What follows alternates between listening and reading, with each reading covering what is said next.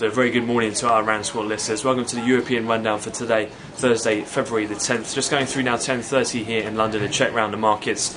And to start off, we've seen a bit of refocus toward the European sovereign situation. We've seen some aggressive early door widening in the peripheral bond yield spreads over German bunds, being led by Portugal as investors keep a very close eye on the ever-increasing 10-year yield of Portuguese debt, which has topped sharply above the 7.5%. Just remember, bear in mind that it was at the 7% key level of which Greece and Ireland were bailed out. That in turn has weighed on the euro and in particular on financial stocks in the equity markets, and we trade negative across the board, led lower by the peripheral stock indices and the likes of Santander and BBVA down around 3% individually.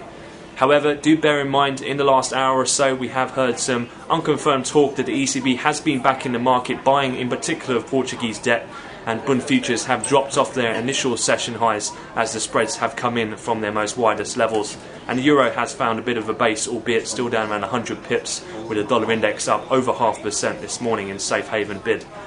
Elsewhere, one of the other rumours that has surfaced so far today has been that the Saudi Arabian king has died.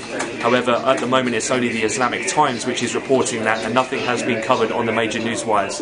Nevertheless, the fact that Abdullah, the Saudi king, is a supporter of Egyptian President Mubarak, that has sparked a bit of a bid in WTI crude futures, which have risen around $1 since the market chatter. In terms of looking forward then, one of the things we're keeping a very close eye on in UK markets will be the interest rate decision. And despite growing calls to tackle inflation for the BOE to hike rates, it seems as though all 62 economists surveyed are going for an unchanged decision today, to rates to be maintained at 0.5% and the APF programme at 200 billion. Other than that, we'll be looking ahead to the weekly jobs data from the US, and given the stellar 10-year auction from the US Treasury yesterday, we'll be eyeing the 30-year sale later in the session.